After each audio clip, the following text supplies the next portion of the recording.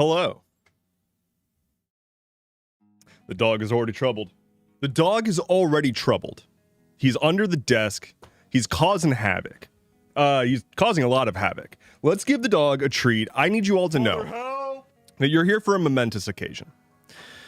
So we'll get to the stream in a moment, but we do need to give the dog a treat. It's the law. Here's the thing. Very unfortunately, and he's getting better. He's mostly okay. Flynn has sustained some kind of injury. I do not know when it happened, what it is, but he's been limping a bit recently, and he's been not super happy with going up and down stairs and stuff. So today, we need to make sure he rests, right? We need to make sure he gets on that bed and he rests. So what we're doing today is giving him a significantly higher value treat than he usually gets. So you all are here to witness when he has no idea this is about to happen. I used sleight of hand.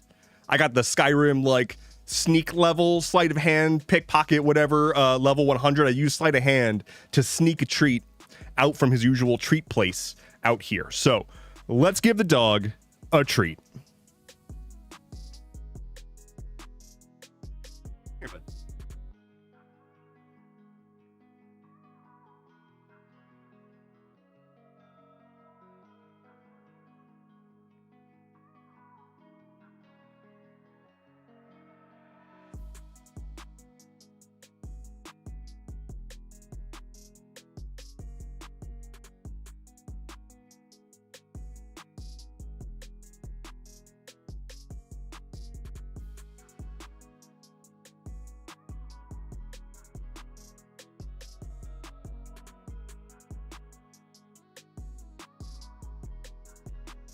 And there it goes.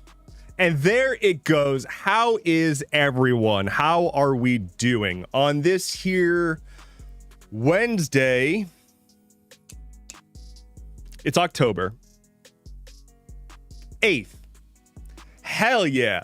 There's a year in there somewhere. I'm not even gonna bother with that one. How's it going, everybody? It's whoo. It truly is a Wednesday. It truly and ultimately is a Wednesday. I checked in the books. I double checked. I triple checked in the books, actually. The librarians got pretty mad at me after a while because I kept going back and I kept saying, look, fictional librarian, I have looked at this book 87 times. I know, but I need to look at it an 88th time. Going up. And then let's just round it out to a cool 100. But it is Wednesday, despite my best efforts. And stuff do keep happening. How's it going, everybody? How's it going? We are working with some new stuff. I wanted to build you all something really fun. And I wanted to build you something fun that would be ready today. I didn't do that. Yesterday got away from me a little bit, and I'll talk on that momentarily. But I'm going to be working on a new mini game down here. So for new viewers, for those who are just tuning in, especially new viewers over on YouTube or on Owncast, this down here, this is just essentially aggregating a score of just like people. Whenever people subscribe, it rolls dice and it aggregates that score. There's modifiers. So right now all dice are getting ×4. And the goal is to make the number go up. If you need more than that, I'm sorry. Hello. Number needs to go up, and I feel like that should be enough of a motivating factor.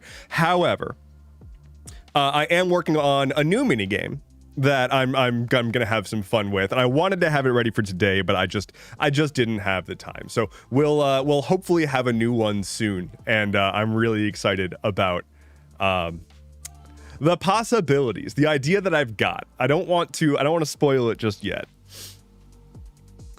Anyway, how's it going, chat? Let's see what chat is saying. It's a day, says Itty Bitty Pixels. I super agree. It's a cool rainy Wednesday, says Ninja on YouTube. What's up? It is Wednesday. It's not cool. It's cool. Oh yeah, I'm looking at the temperature. It is cool actually where I am. It's just also humid as a motherfucker. And so it doesn't feel particularly cool, you know? We are definitely doing, says Kex, indeed. we are existing through time and space. That's pretty much the only, whenever somebody asks like how I'm doing, at this point, pretty much the only response that I have that's valid is I am existing through time and space, or like I am metabolizing. I'm digesting. I'm leveraging the ATP within my cells. I try to be honest, you know, but I can only say so much. Ooh, minigames?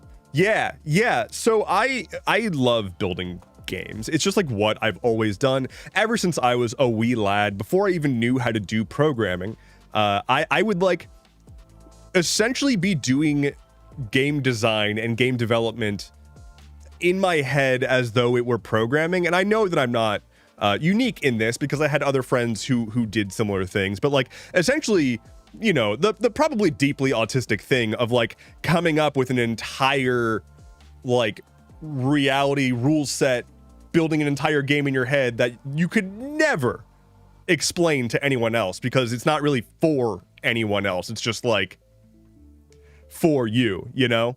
I did a lot of that when I was like 8. And then by the time I was 10 or 11, I started programming and I fell backwards into doing game development stuff. And I was like, oh, this is how I can actually realize my thoughts. And that's kind of how I fell backwards into game development being like my number one passion by like a huge margin. So like software development and game development are way up there. And if I am somewhere doing something, I'm probably making a game with it. So there will be an ARG at some point. There's not much that I can do about that. Can we do dice, but with gambling? Says Pedro the Duck. I'm pretty sure I can't do gambling on anything. This is not gambling. This is rolling dice and number go up. So for anyone who's trying to report me and get me taken down by the man for doing gambling, let me tell you, the house only wins here. Big number, says B-Burb. There, never before and never again will there ever be a more like excellent motivation than big number. All right, I'm so behind. I am so behind on chat, and I apologize for that. That's on me. Ooh, Alfactor says VLC is working. Excellent. I hope the quality is good. I've been doing a thing where, so for those who are watching at live.endeavorance.tv, that is an Owncast instance. It's a self-hosted streaming platform that I'm using. So, you know, I'm streaming to YouTube, Twitch, and live.endeavorance.tv, which is Owncast. If you have VLC, you can just like put live.endeavorance.tv into whatever the like stream watchy, I don't remember what the menu item is, but you can say like put a stream URL here and it'll just play in VLC, which is sick.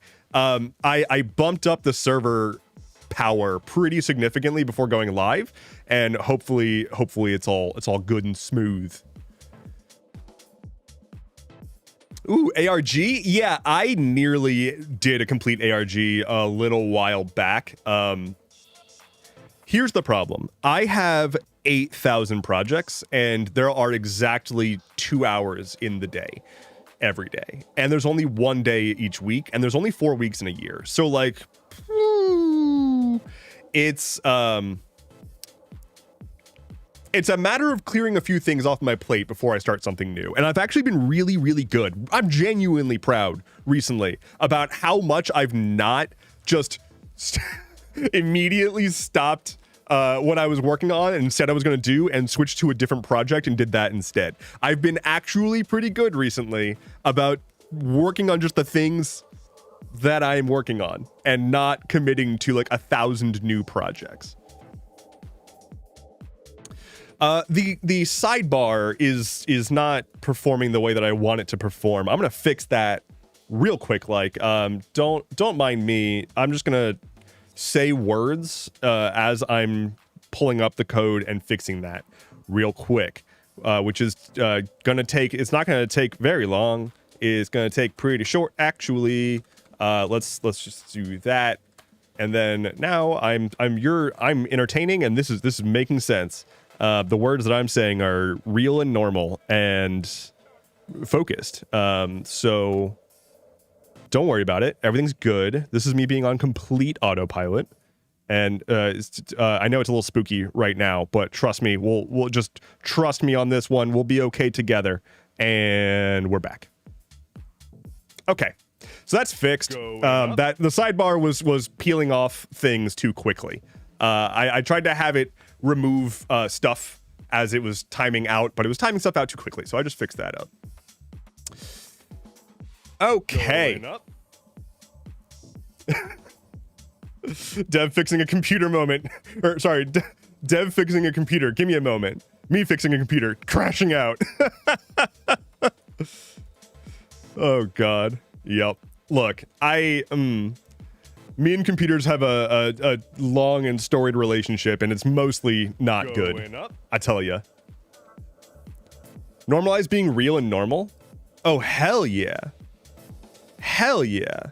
Normalize being just like the person you want to be, honestly. This is a thing that took me way too long to kind of internalize. It took me until I was like in my 30s to realize that like I can just be the person I wanted to be originally, you know? Like I don't have to care about what people think about me, and I can just do the things that I like and enjoy. And if people are gonna be weird at me about doing the things that I like and enjoy, then like they're irrelevant to me.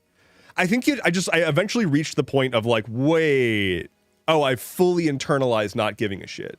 Like you learn how to give a shit about the things that are worth giving a shit about, but like a superpower in life is to learn when not to give a shit. Praise. And like the answer to that is almost always like give a shit about the things that are worth giving a shit about. Human rights violations. The fact that we're backsliding into the 1600s, you know, let that piss you off. But somebody liking a band that you don't like, or better yet, somebody saying that they don't like a band that you like, or even someone saying that you're dumb for liking that band or whatever. Literally, if you're going to say something like that, like I no longer care to spend the like electricity between my synapses to process the auditory information coming in from your mouth. Like the second that you're going to be that guy, I'm like, great, I can redirect resources. And I appreciate it. Thank you. B-Burb says, going to bed now. Have a good stream. Thank you very much. Enjoy. Have a good bed. Have a good bed. Now I want to know Dev's favorite band. It's the Decemberists. That's not the band that I was made fun of for liking. I'm pretty sure I was made fun of for liking They Might Be Giants, which is of any band to be made fun of for liking. That's not the one. That's not the one. You don't. If someone says I like They Might Be Giants, you're like, okay, you are a person with 2 ears and a soul. Like, okay.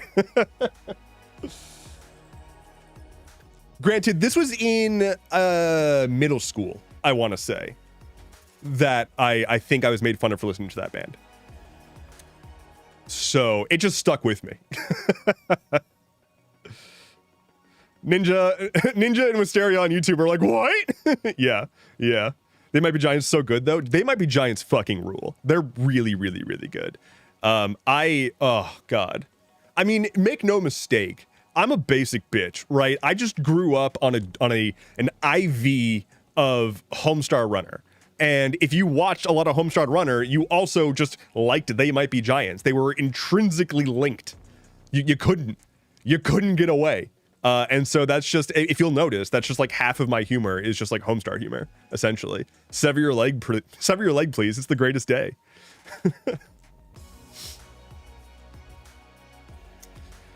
Let's see. People tease for that? I mean, like, not now. I've been, like, I just don't care about other people's opinions about things I like. Oh, hydrate, thank you. I literally added in the notification that I'm supposed to hydrate, and I'm still forgetting.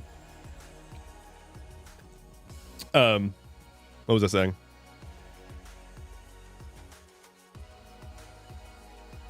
Something about something. I don't care about what people have to say if they just say that they don't like a thing that I like. Because this is another, I've talked about this before, about kind of like growing up and having previously been like a piece of shit and learning to not be a piece of shit and learning how much better life is when you just stop being a contrarian, essentially. Huge difference between being like a sheep or whatever you want to call it and not being contrarian. Being contrarian is how a person with no direction tries to show other people that they have their own direction, but they don't otherwise actually have anything to offer. And so their only goal is try to stand out by being a contrarian and saying, you know, oh, well, I don't like insert outrageously popular musician here. And it's like, okay, you know who does like them? Millions, if not billions of people. So, okay, great for you. Like that's nothing. When I realized how unfun it was to be on the receiving end of that, when it's like I wanted to be excited about something, and then here comes some person telling me that I'm dumb for being excited about it. That's when it really cracked for me. Like I met that guy while I was that guy, and it was just, it clicked. Like it finally set into place. I was like, I never want to do that again, actually. And it took a little while to catch myself from like just reactively like naysaying things that I had been naysaying for so long. A big one for me was like, oh, Apple has that feature. They're just copying from Android. Like I used to do that all the goddamn time. Whenever somebody was like, oh, I got a new iPhone, it has this feature, I'd be like, not a great way to be. not a great way to be.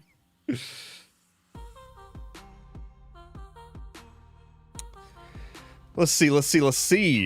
The impulse to contrarian is strong. It really is. And like, just be careful to separate having an opinion or like knowing what you like and don't like versus feeling like you need to project that onto others. Like, ask yourself why you need to do that. Like, what do you get out of it? Like, what in your life could possibly change if you convince somebody to stop enjoying a thing that they currently enjoy? Like, there are obvious carve-outs here. If someone's like, yeah, you know, I really just enjoy going down to the baby strangling factory and strangling a few babies. It's just like how I relax after a hard day at work. You might be like, yeah, that's not great. That's not wonderful. Maybe don't do that. But I'm talking about like, oh, your favorite artist. I'm seeing mentions of Taylor Swift. And again, it's like, I find it so difficult to allocate emotional energy towards a brand style musician, right? Like Taylor Swift is a brand. Like as she did her release with her new album, she did like a marketing campaign with Target, right? Like she's the Starbucks of music. When I think about wanting to go get a coffee, Starbucks does not come to mind. I don't think I want to go to Starbucks. I think I want a coffee. When I think I want to listen to music, like Taylor Swift, when I think of like who is good and bad artists, like I don't think about Taylor Swift. She's producing a product, right? Like that product is music, and I'm not going to say it's not art, like it still qualifies. Going up. But it is a product. Like it is specifically designed to be marketable. It's not made for like the love of the game, you know? And so like I don't think of her in that capacity. I just don't think of her in that capacity. I don't know. Starbucks is what you get at the airport when you have no other options available. Starbucks is God, I usually even get like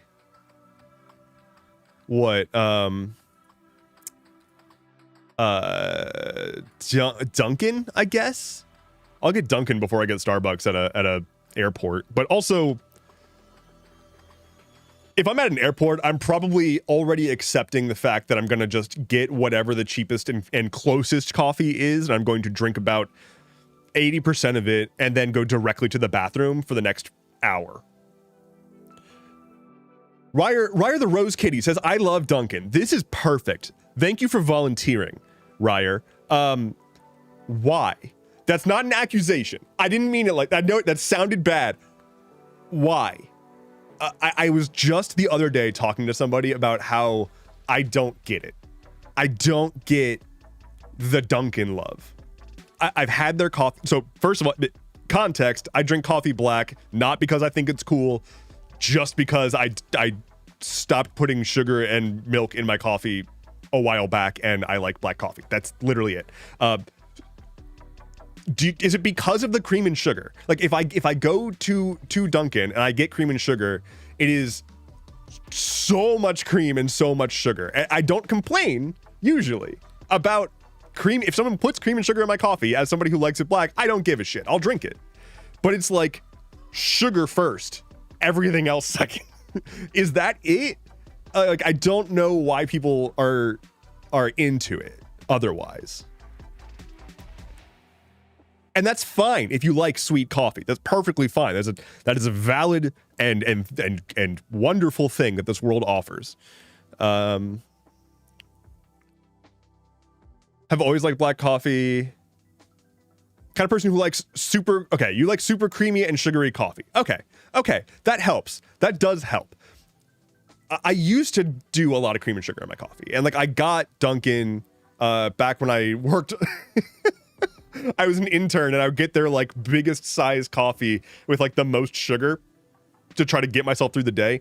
That was before I had ADHD medication. That's called self-medicating. But aside from that, I haven't had Dunkin' in so long, and I just whenever I get their coffee, I'm like, this is functional. I don't love it. How do you get over the coffee aftertaste though? It's very bitter. The solution is like learn what coffee you're getting and how you're brewing it. I am not about to launch into a whole like snooty thing about coffee here. This is I promise this is just good faith. If you've never really tried like having coffee black because of the flavor and the coffee, here's like how you kind of do that. Get some quality beans, so like not like pre-ground Folgers or whatever. Get like beans from a roastery if you can find a local roaster. Specifically get medium or light roast. You've probably been having a lot of dark roast coffee your whole life. If you've been a coffee drinker and you've always put like cream and sugar and you just kind of get whatever coffee. If you haven't really thought about coffee, but you drink coffee, you're probably drinking a lot of dark roast. Counterintuitively, dark roast has the least caffeine. A lot of people want their coffee as dark as possible or whatever, because they think that's going to give them more caffeine. They want it to be like drinking mud, blah, blah, blah. They think that's going to give them more caffeine. Light roast has the most caffeine by a pretty significant amount. So finding quality medium or light roast beans, either getting them ground fresh at the roastery or just like getting a grinder for yourself, and grinding it to the right size and brewing. It's really not that big of a deal. You just go to the roaster and say, I want those beans, grind it for a drip pot like usual, and they'll do it. And then just like mess with the scoop amount, like figure out a good amount that tastes good. But what you'll notice is instead of it being that coffee aftertaste and like just roast in your mouth, which is still there, it's just made a little bit more subtle, you get so many other flavors. And that aftertaste might turn from like a bitterish, coffee-ish aftertaste into like almond butter. Like the coffee that I had this morning essentially just leaves the taste of like melted butter and like sweet almonds on your tongue. And that's with no cream, no sugar, no additives. It's not even a flavored coffee. That's just the natural flavor of the beans. So like, that's my spiel about coffee. Thanks for coming to my spiel about coffee. Cold brew yields more caffeine as well. Cold brew is also very good. I just don't like coffee. I'm a tea drinker. That's great too. I love tea. I usually do coffee in the morning and tea in the afternoon.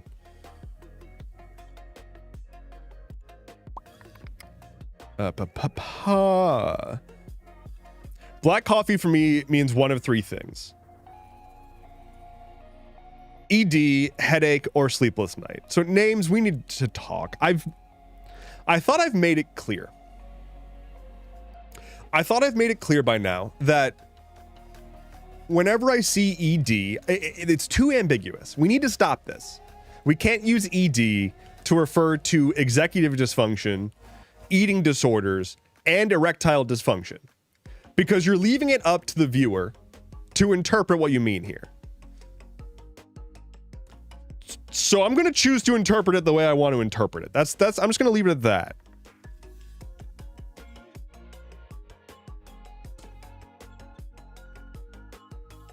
Yeah, but sugar though, says Al Factory. Yeah. I mean, sugar's good. Sugar's good. We like sugar here. I just don't like too much sweet right now. I don't like too much sweet. I can't get through a can of soda. If you gave me a can of soda, I will not be able to finish it. Straight up. Immediately read it, erectile dysfunction. Yeah. Oh.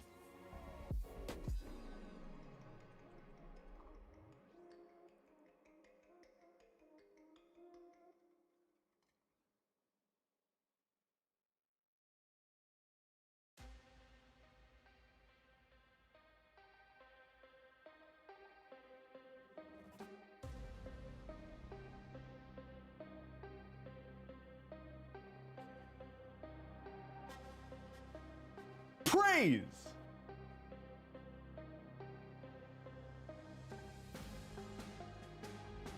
Amazing.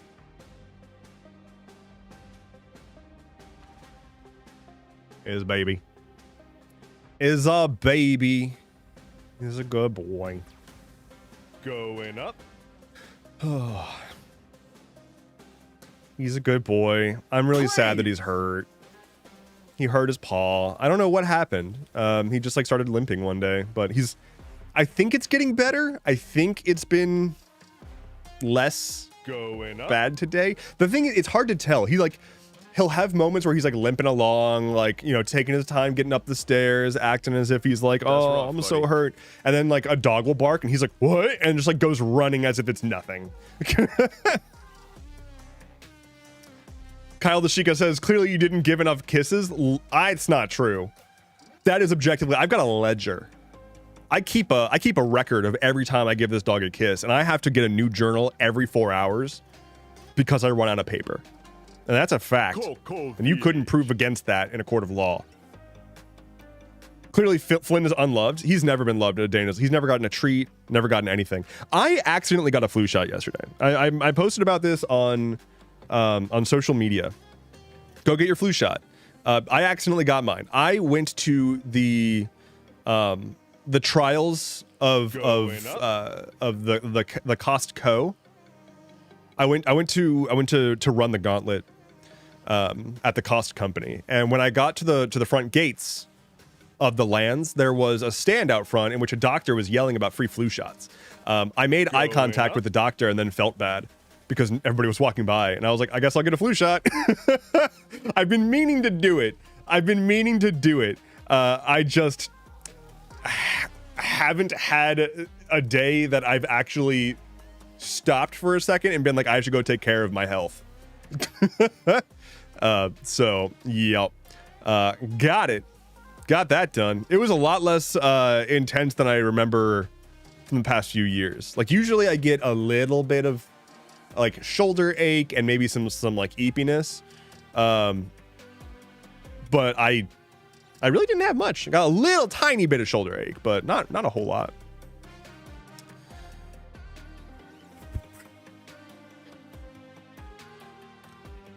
I have compromised systems for a flu. They make me sick for a week. I mean, the goal is for enough people who do not have complications otherwise to get the flu, or to get vaccinated for various things, such that those who are not able to do so are at less of a risk. So like, I haven't gotten my COVID booster yet. I need to get one. I didn't want to do them at the same time because the COVID booster reliably fucks me up. And I need to find a time where I can be like, okay, I'm going to lose like a day and a half.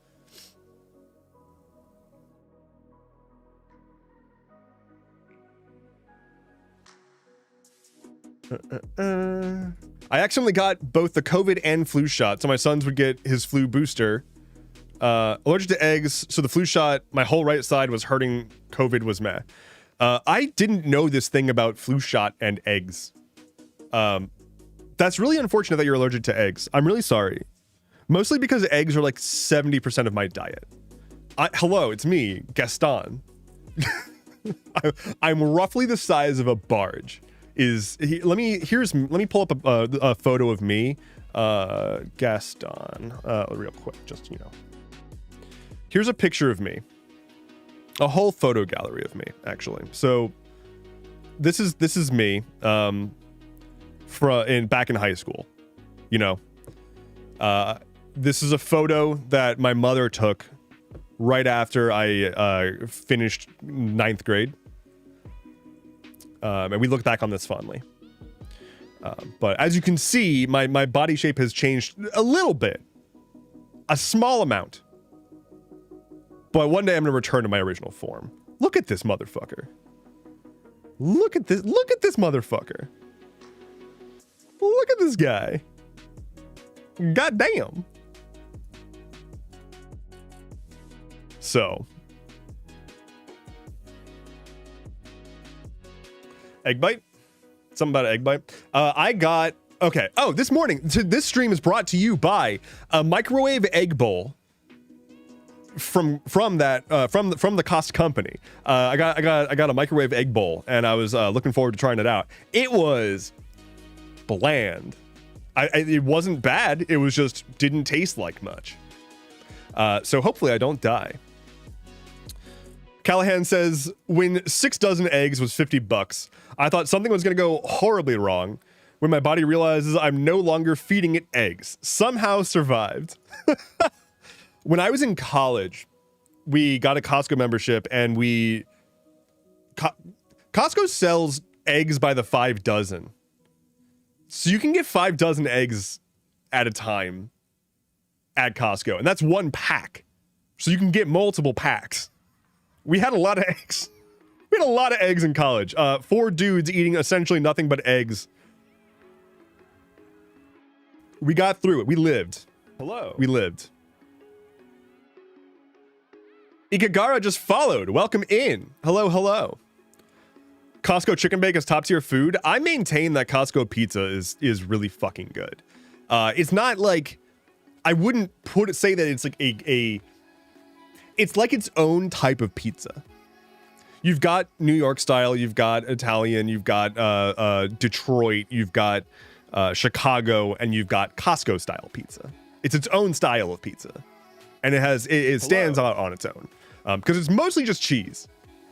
Actually, did you know if you get a slice of cheese pizza from Costco, a slice of cheese pizza from Costco is significantly more calories than a pepperoni slice from Costco, because there's so much more cheese on the cheese slice than on the pepperoni that it out calories the grease from the pepperoni. So if you want to optimize for cheese, make sure you're getting just the cheese pizza. These are your Costco tips from my stream. Again, I know what you're here for. You're here for Costco tips and discussions about apparently IBS, if you're reading from Aritastico. Fast Track Chicken Broccoli Pizza is top tier, high key. I used to be a frequenter of CC's Pizza. CC's Pizza, if you're not familiar, if you're not from an area that it used to grace the land, it was a $5 all-you-can-eat pizza buffet. I'm going to say that one more time. $5 all-you-can-eat pizza buffet. Now, I didn't say good. I didn't say like $5 all-you-can-eat quality pizza. But that's irrelevant. I paid $5. I'm getting my money's worth. mostly doesn't exist anymore to my knowledge. As Ollie said, they have mac and cheese pizza. Yeah, every once in a while the mac and cheese pizza would come out in the buffet. Like they had like, I want to say like 8 more or less like slots for pizzas that they would put out a pizza, people take slices, and then when there was a free space, they would put another one out. Whenever a mac and cheese pizza was placed, like hawks, people would be swarming that shit. You had to be on the ball if you wanted a slice of mac and cheese pizza. Shit's good though. They had dessert pizza too. Yeah, they did. They had like the cookie pizza, right?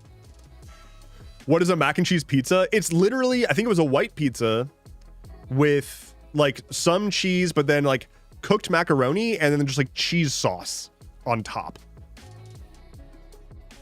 Hey, Cannon Fox says, oh, were we talking about CC's? Yes, we are talking about CC's. Tina Lickness says that there's one around them. Do you know the price? Is it still $5?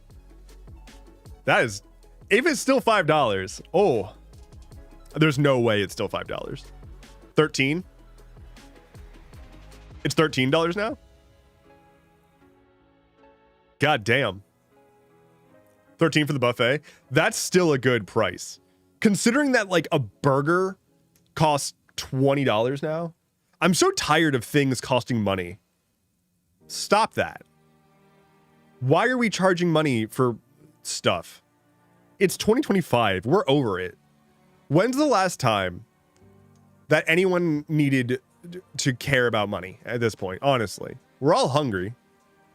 Like, let's just get rid of it. Make things easier.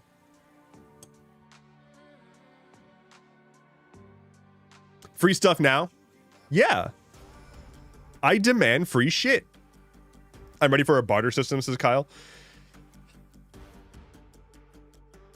I could fuck with barter systems. I could trade a solid, firm pat on the back for medicine. Topple capital. Why stuff gotta cost money? It doesn't need to cost money. Stuff only costs money if you care about the law. Moving on. Donate to your local food bank? Absolutely. Yeah, donate and volunteer at your local food bank. Food banks are an excellent way to like do direct action to help people out. Volunteering at a food bank, you are literally helping people get the food they need. So it is as close to like directly solving problems in people's lives as possible. Thank you. It's not going to fix the world, but it will make a difference in the lives of people whose faces you'll get to see. You can give back to the community in a very real way. If you just search like food pantry network in my area. They'll usually have like volunteer signups. You don't really need to bring anything. You just show up, wear clothes that you don't mind getting a little messy or something. And they'll teach you everything you need to know. It's usually like putting together a bag of food or sorting stuff. It's not anything that is like gonna throw out your back, and you can truly directly help people. So like if you're feeling a little helpless and like you need to go do something, that is a very safe, very effective way to give back right now. Well, whenever they have volunteering hours. There's no shame in going to a food bank? Absolutely not. No. Food banks are an example of how shit should be. The community working together to ensure that no one's going hungry, especially if there's excess food. Give that shit to the people who need it. That's why it exists. It exists because people know that it's helpful and people know that that's the right thing that we should be doing.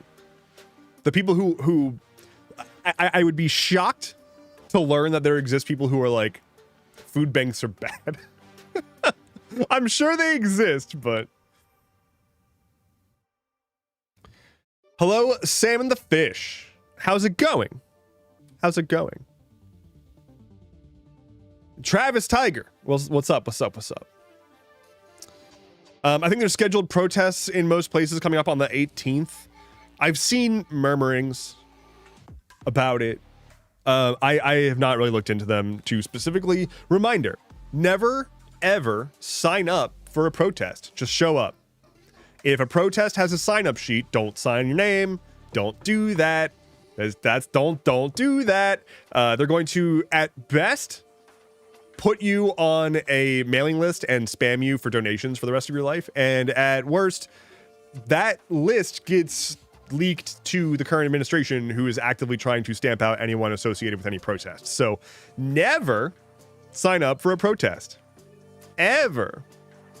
Never even talk about going to a protest if you don't absolutely have to.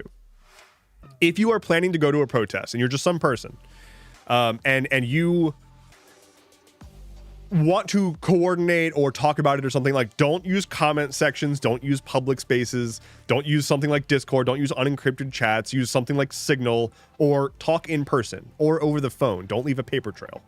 Like, talk in person. And if you can't talk in person, like, because there's somebody who's very far from you or something like that, then you probably don't need to discuss the specifics about your protests plans with them.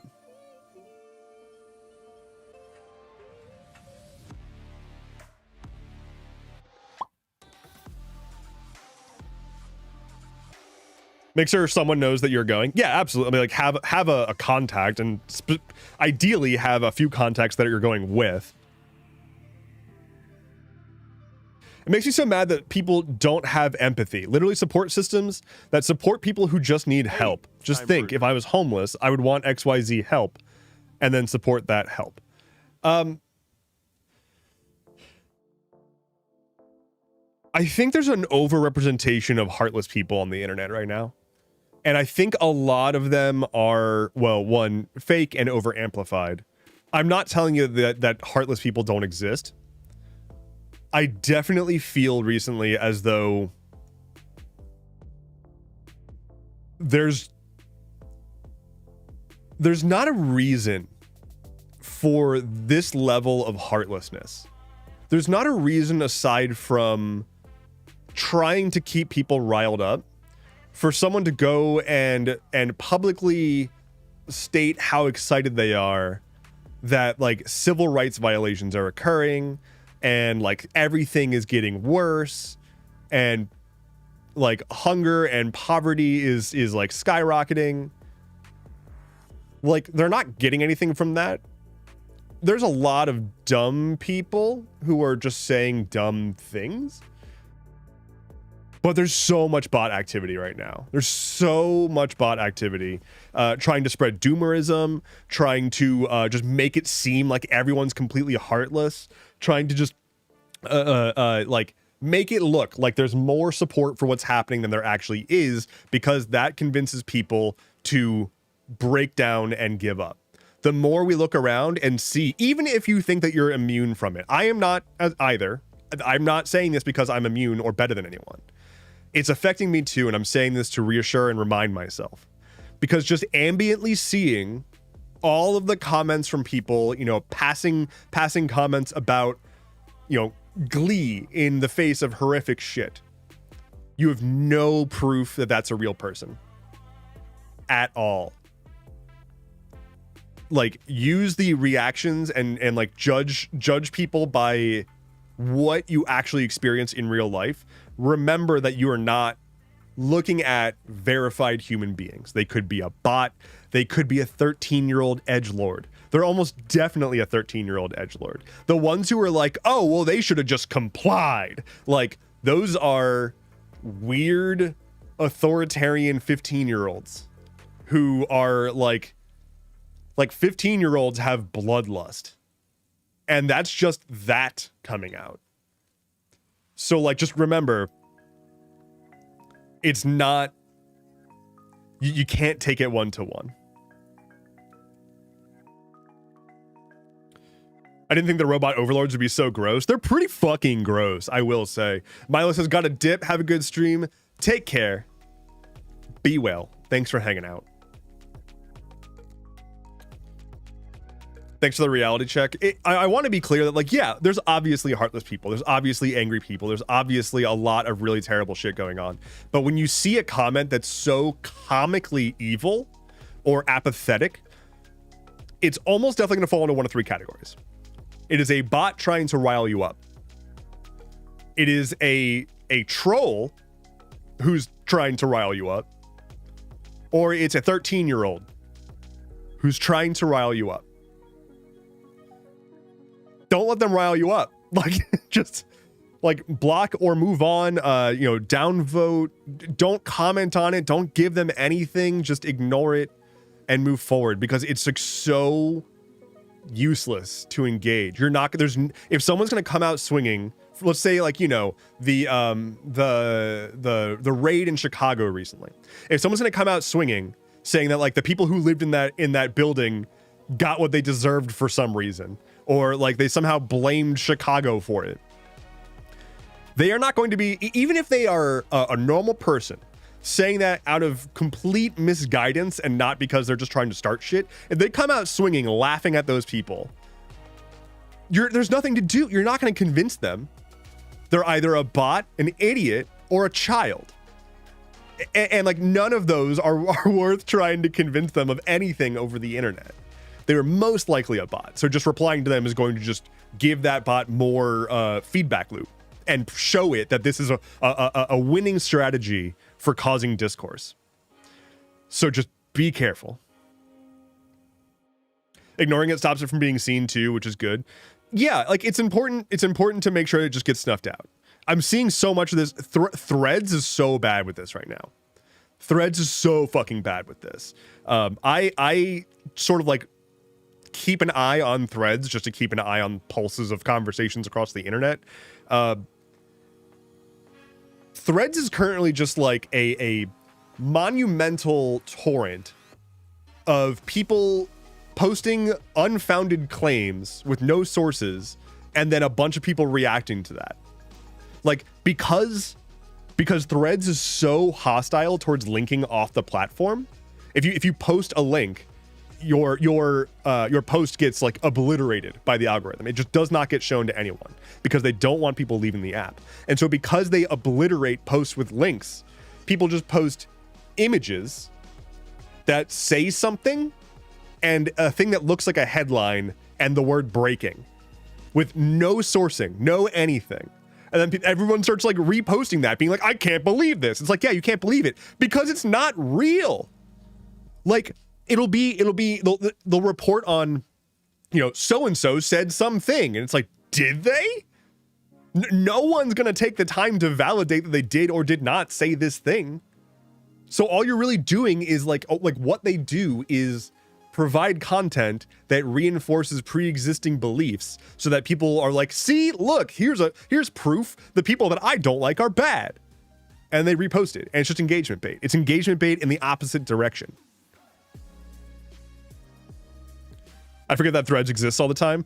Threads is still significant. I wouldn't discount it. It has a lot of people who are relatively big names who consider it to be like the thing that they're using now instead of Twitter. But more importantly, Threads is cross-promoted into Facebook and Instagram, which is why you can look up Threads user data or whatever, and it's like skyrocketing. That's because it's mostly artificial. Like, a lot of Threads traffic is people accidentally coming to it from Facebook or Instagram, or like cross-liking from Facebook or Instagram or something.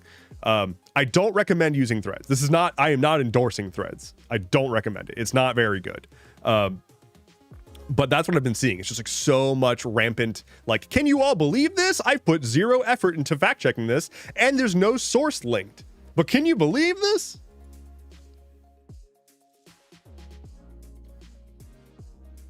Yeah, I'm not downloading another meta app. Yeah, no, don't do that. Please don't do that. Lizzie Dog on YouTube says, you have an amazing voice, by the way. Oh, thank you. I'm very glad that you're saying that my voice is great. I've always had to have a bit of a weird voice, but it's good to know that this is a good voice and you enjoy listening to it. I've been told that I should do a radio show, so this is me doing a radio show. Hello. My name is Endeavorance. It's Wednesday. October 8th, and also a year. That's my voice. This is me putting on a voice. What you just heard was my real voice. I've done a lot of vocal coaching. Meatwad. This is impressive. Do voice acting. I want to. That'd be cool. I really like doing voices and shit. Whenever I'm like running a tabletop RPG, I always do like wild voices for people. Hello. I've got a friend who is an actual, like, honest to God, actually talented voice actor. How to do voices is his handle. Seb, you might have seen him in some of my stuff before. I've done like a training class with him. That was cool. Like learning about the different parts of using your voice. That's neat. I should do more of that. Let's see. Ziploc Bob and Always Smile. Thank you for the follows. Welcome in. DMs have an uncanny ability to do voices. I'm so jealous. I just like doing voices. The problem is that I always end up accidentally doing drunk Southern guy for like pretty much everyone. if I don't plan ahead of time, I'll default into drunken Southern guy. Any tips for trying to do D&D voices for characters? The main thing is like, don't overdo it, because you're gonna want to be able to keep doing it, you know? So like, don't try to do a voice. Try to do a variant. Start by trying to do a variant of your voice. If you are, for example, running a tabletop role-playing game and you are voicing someone whose like register is completely different. Like if I am voicing a femme person with a higher voice, I won't try to do a high-pitched voice. I will speak softly instead. So I'll be like, "Hello, how are you? What might we be doing today? I have a quest for you." Like that's what I'll do for that. Like I'm not trying to do a convincing woman. But yeah, like start with small tweaks and like go from there. If you want to have a really wild out there character, then sure, get wacky with it. If you want to have Glorbob and Glorbob's like that's just how Glorbob says hello. Hello.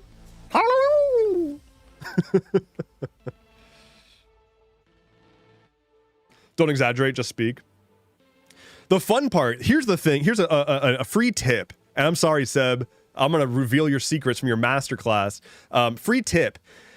A huge thing that people don't think about with voice acting, and I'm saying this because I didn't think about this ever until he mentioned it, is, I forget the terms, but it's essentially like how you deliver in terms, I guess, pace, I think? Pacing? How fast you're talking, how long you're drawing out words, and how much of like pointedness in between words you have, right? Like if you were playing someone who's like a stuck-up old person, they'd be like, "Get out of here," right? Like they would like really enunciate and put a lot of like shrill individual emphasis on each word, as opposed to like carrying out something. If it was a sly evil person being like, "Welcome to my lair," right? Like they're gonna do more like drawn out sort of like words flowing into each other. So like that's a huge part of it that I think is intrinsically like obvious once you think about it, but I never once considered that when thinking about doing a voice. I always just tried to change my voice, not the way I was using it. So pretty neat. My teen is trying to be a voice actor and I missed your friend's name. His handle is How to Do Voices. I don't actually know if he has content anywhere right now.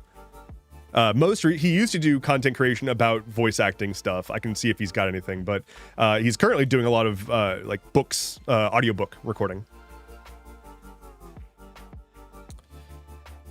Anyway, Peaceful Chaotic Goddess says, I default into Hood Rat or Drunken Cowboy.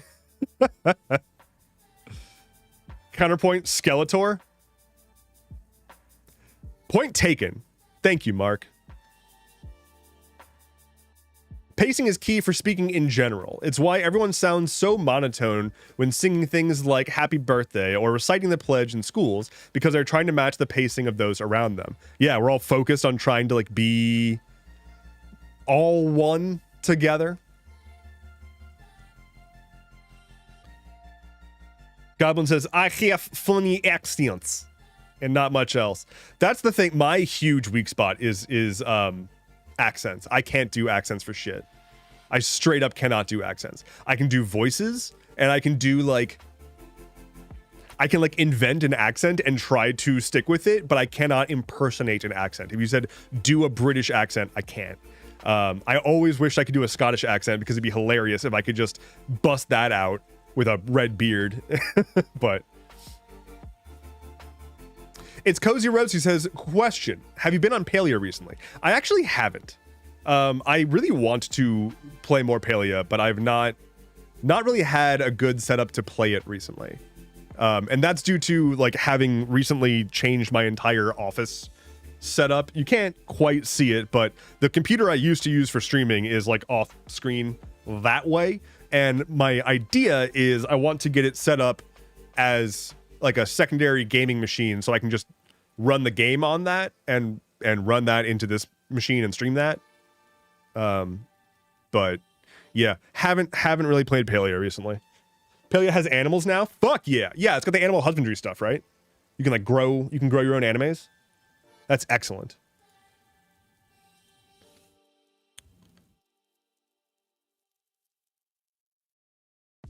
Scottish equals guttural. Irish equals sing-songy. We'll bring it to the board. Lots of new updates that you'd love. Yeah, I'm sure I'd really enjoy it. I have my Steam Deck like right next to here that I can use as a gaming source. The main thing that I'm trying to figure out right now is how to ensure that my stream is stable, and then I want to get back to gaming on my stream more. I might play some Stardew Valley later. I've been playing Stardew Valley on stream a little bit recently, but I would love to go back to playing a wider variety of games and reopen the option to do slightly more demanding games. Which I can't really run on. I guess I could run on this machine. I don't know. I'll have to see what I can do.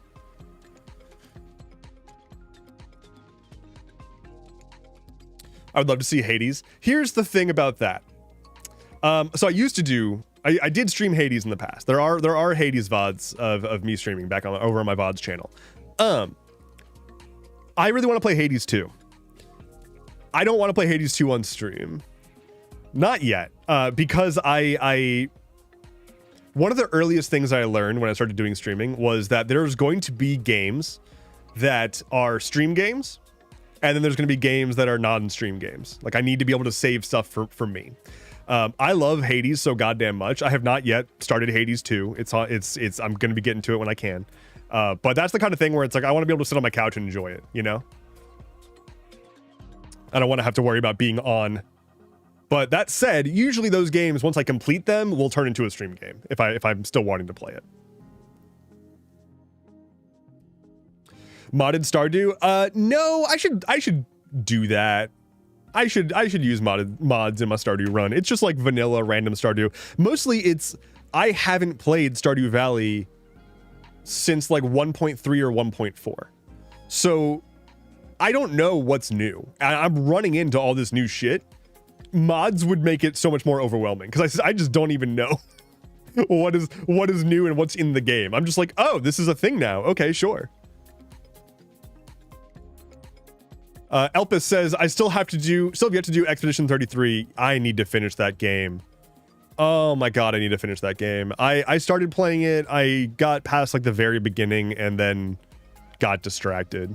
But it seemed so sick.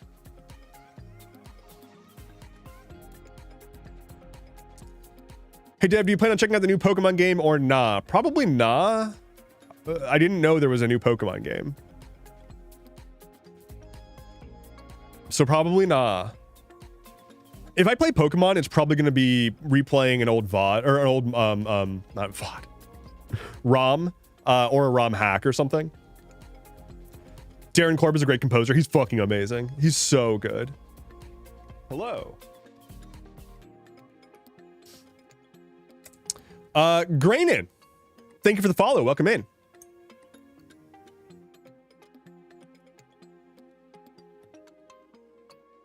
Elpis says, I've yet to finish Act 2 of Baldur's Gate 3.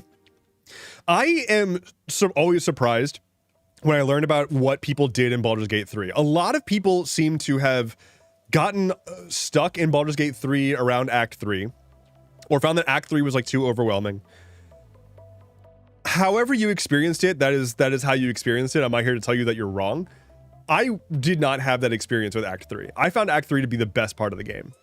I really like Act 1, you know, it's cozy fun times. Act 2 is fine. I like it. Mostly because J.K. Simmons is there, so that's good. Act 3 felt like Closure City. Like, all of these things are coming to a head. There's so many things I can do. A lot of people were like, oh, I'm so overwhelmed by the number of quests. I don't know what to do first. I was like, I feel that. I get it. It's just a matter of dig in, you know? Like, the whole point is everything's been building to this moment, and there's all these big finales to be had. Like, where do you want to go? And you get so much powerful gear. You get so much gear in Act 3 that is just outrageously powerful. It's just like, it's what unlocks the fun part for me of just like having just stupid builds. So take your time with the game. The main thing I would recommend for Baldur's Gate is take your time with it. Don't try to rush to beat it. But I did find Act 3 to be like nowhere near the struggle that a lot of people seem to have. Maybe it's just how I play. But I've also beaten that game like 10 times now, I assume. Somewhere around there. Neverwinter Nights was my jam, the first one. Hell yeah. Hell yeah. OG nerds over here. The Seal Deal says, I didn't get stuck. I find I need to be in the right mood and have enough time to commit to it. And I haven't really had that in the right amount. Yeah, haven't really had that in a while. I feel that. That's part of why I'm not currently playing Hades 2. Like, I really want to play Hades 2. But I'm currently like brain rotting over a handful of other games, and it's like all I think about right now. So I've just been playing a ton of Fire Emblem Three Hopes, the Three Houses game turned into a Warriors game, but also told differently. It's really fucking fun. I've just been mashing buttons, killing thousands of people, and it feels great. Maybe that's maybe that's concerning. I don't know.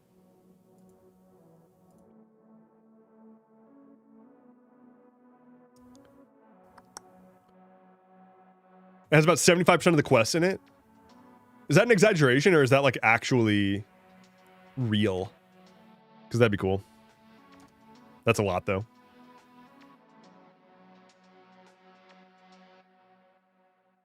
All my friends say they don't want to play Act 3 because it's too much.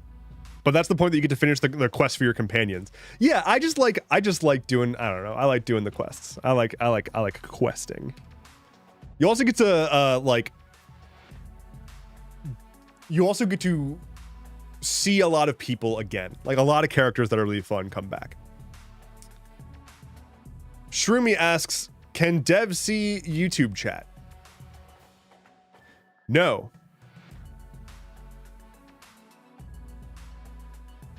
Yes. It's Cozy Rosie says, I will never tire of beating Cazador's ass. Cazador is the worst. They did such a good job. They built him up the entire fucking game, and like character design, voice actor, they did such a good job of making him the worst. Just the punchiest possible face. Oh my god. I'm a vampire.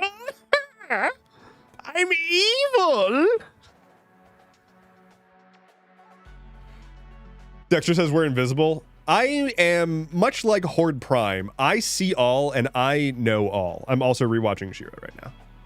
So, you know. Punchiest possible face has been added to my vocab. Happy to help. Happy to help. Warriors games are fun. Warriors games are fun, is what I have learned the hard way. Which is to say, I have learned after not having played them for a long time, because I was told by someone that they were bad. And so I just never gave them the time of day. But I tried this one, and it turns out they're fun, and that person was very wrong. And this is why you should never listen to anything anyone has ever said in the history of ever. Myself included.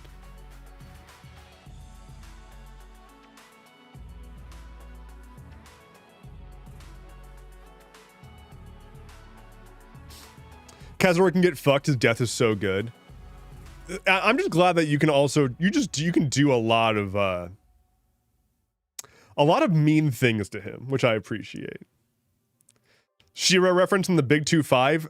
I love that show. I love that show so goddamn much. I quote it constantly. Do you have 3 adjacent chat streams, or does your software combine them? My software combines them. This is what I'm looking at right now. So this is like a custom. This is again, my whole stream setup is custom. So as y'all are chatting, I can see I got your name, where you're from, so YouTube or Twitch or whatever. If you've connected your account to my community, you will also have your community handle listed, and I can see if people are subscribers. And then I can click over here to highlight messages on my stream. Isn't that neat? That's pretty neat. So that's what I'm looking at.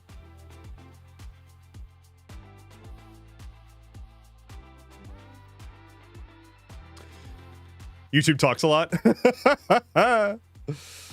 Oh, there's a big delay. I'm sure. I need to figure out the delays, like how to even them out a little bit. But Absurd Tobers says, you're one of my favorite creators that I found through TikTok. Well, thank you. I'm really glad that I was able to sort of like, I put in the work to shift off of TikTok over the past multiple years. Like, I've been trying to slowly shift off of TikTok for so goddamn long. And I'm glad that I'm like finally able to make a bit of a community elsewhere, because I don't want to be on TikTok for much longer if I don't have to be. Someone asked about my community. If you want to check it out, you can check it out here. Join.astral.camp. It's a, I never know what to call it, because it is it's a Discord, but it's much more than a Discord, and it will soon be also being in the Discord will not be required. I'm actively working on making it so that you don't have to be in the Discord to join the community itself. But there's just like a whole bunch of like stuff that I have built for the community. There's a URL shortener for everybody, for funsies. There's a whole little like real-time RPG. Let me pull that up real quick. So if you're a member of my community and you go to lodge.camp, you can log in with your Discord, and it's like a whole little app that aggregates posts from across various places that are like connected to my community. You can customize your settings, so like how you'll show up in my stream setup and stuff like that. And then you can also play the game. There's Camp Game. So Camp Game has a couple of different like mini games in it. You can grow plants, plant some plants, water those. Let's take a look at the community garden. Water some people's plants. Hell yeah! Enjoy the water. Go back. You can brew some concoctions. There's a whole inventory. There's a shop run by a fish with a top hat named Gilroy. So there's a lot. So it's a thing that I've been building for a long time, and I've just been building on top of it. And like this whole stream setup is built on top of this. Like all of this is like social infrastructure that I've built to power all of this. I can't link with Discord. That sounds so cool though. Don't worry, I am actively working on making it so that you don't have to be in Discord to use it. I'm working on making it so that you can log in with Twitch, YouTube, Blue Sky, basically anywhere that you could follow me. You'll be able to log in with that account and participate in community stuff. But that's a work in progress.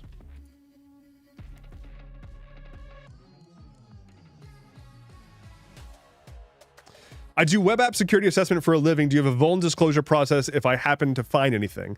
Not right now. All of this is going to be open sourced eventually also, so I'll probably have more methods of like giving input and reporting shit. But you can always email me, which is listed on my website, endeavorance.camp. Wait, I'm confused. The site is handmade. I've never heard this before. Yes. So I'm a software developer. I've been doing that for a very long time. And so all of this is custom made. Like my the whole stream setup that you're looking at is a custom app that I wrote. Lodge.camp is a fully custom app.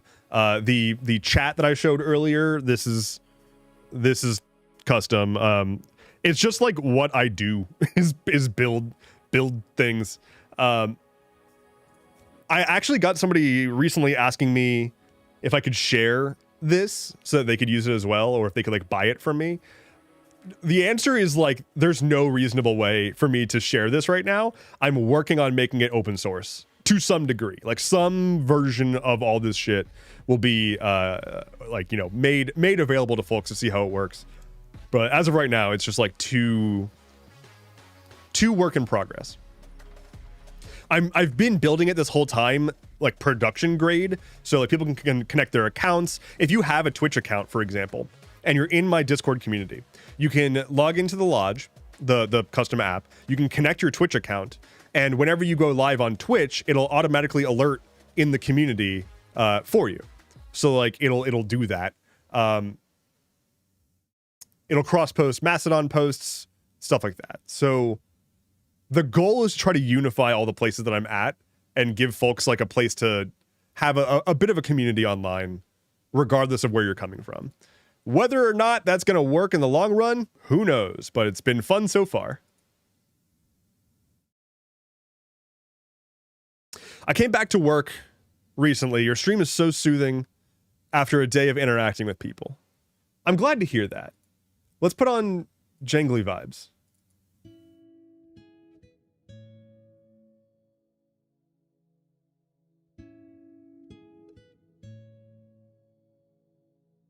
Is it? Okay, we're jangling. We're jangling. We're good. We're jangling. That's great. That's very good. That's very good. I'm not equipped with my cybersecurity gear. I used to script Discord bots, etc. for funsies, but I don't have my compooper, and someone stole a charger, etc., etc. Sounds like excuses. It's just losers who hate women with tools. Why are people stealing your shit? Why are people stealing a laptop charger? Also, specifically.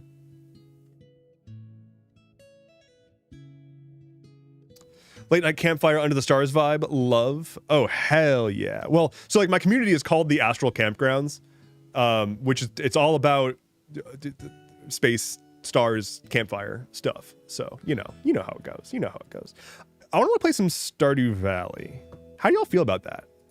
If I threw up some Stardew Valley, how are we doing? I think I'm going to do that. Oh, but before I do that,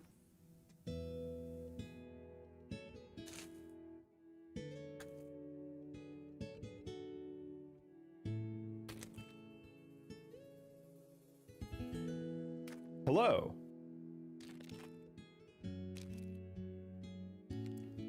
Fruit snacks.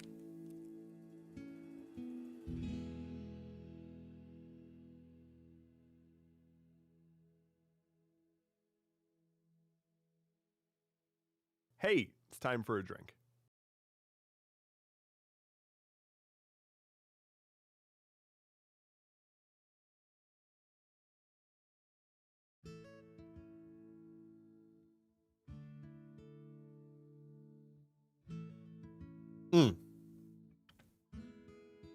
Fruit snack. And the hydrate. I got it done. We get it done here. All right, we get it done here. Here's what we're gonna do. Got a fruit snack stuck in my tooth. Here's what we're gonna do. We are going to take a very, very, very short break. I'm gonna go pee in a toilet. When I get back, we're gonna play some Stardew Valley. Don't go anywhere. I'll be gone for like a few minutes.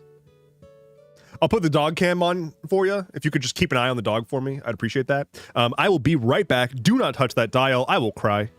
I will cry.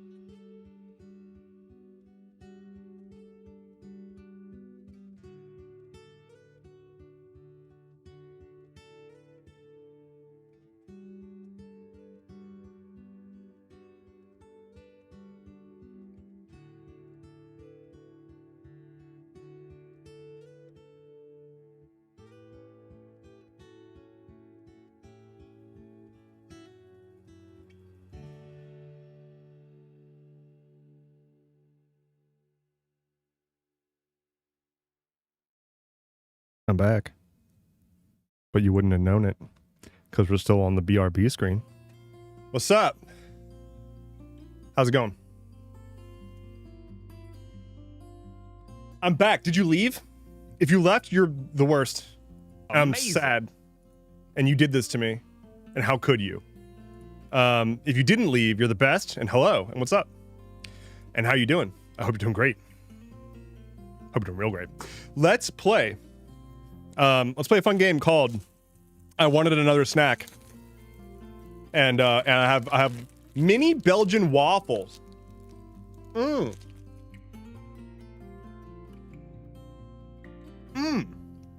God, they're so good.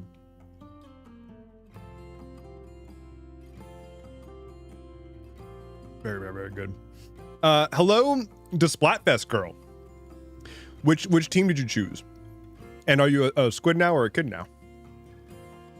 Okay. God, my mouth is watering. That thing is so fucking good. Costco strikes again. Oh yeah. Oh, I loaded up. I loaded up on the snacks. We're gonna play Stardew Valley here. We're gonna play some Stardew Valley. It's not gonna stop me from just yapping about whatever. Yapdew Valley. Stardew. Okay. Do I need to like change? Okay, whatever. Okay. How do I play a video game? Steam. Does YouTube have like do I need to like change my category? I'm on entertainment. Stardew Valley is entertainment. That's fine. That's fine. Stardew Valley.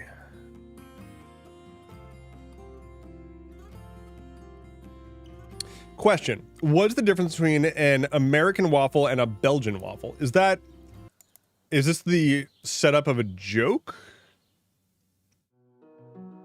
If it is the setup of a joke, I'm really looking forward to the punchline. I don't have an actual answer for you, aside from Belgian waffles are floofy. And sometimes snackier.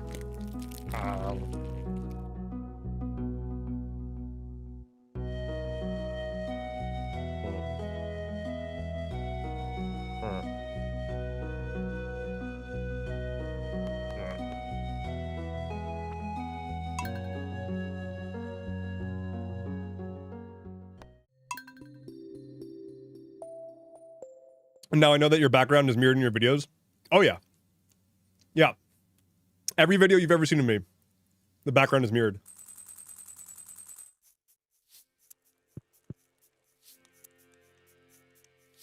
Pardon my chewing. Weather.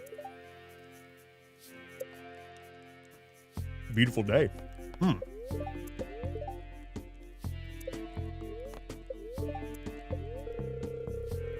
Okay, I'm done chewing. We are now gaming. We're doing gaming. The spirits have a good humor. The spirits have good humor. God, that is tasty. What am I doing? Here's what I'm gonna do on this here run. I think I'm waiting for I need my axe back. No, my pick. My pick is gone. Ooh, that was a big moo. Let's go see what the cows are up to, because that was a big moo. I gotta get my axe. I think I have to wait one more day on that. Pickaxe. And then I really want to go mining, like a lot, because I need to get sprinklers going. It's so bad. Give me your udder juice, honestly. Nope. There it is. Thanks for the milk. God, I want to suck that udder. Get that milk. Perfect. Thank you. Thank you for your donation. Your farm is sick? Thank you. I made it myself. Put this away. What goes into... I need... how do I... What's the processed cow button? Hardwood, stone, wood, and copper. I don't have hardwood, I think. Pretty sure I don't have hardwood.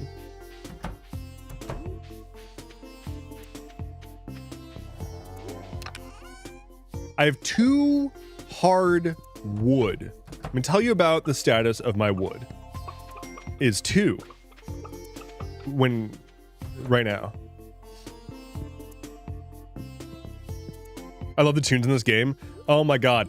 If you want like a really, really nice chill playlist, search for, there's like a piano arrangement for every song in Stardew Valley. There's like somebody did like it's like an official thing that I'm pretty sure Concerned Ape like had a role in some way. But it's like a chill ass piano rendition of every track in this game. It's so good. It's at least on Apple Music. I'm sure it's on Spotify as well.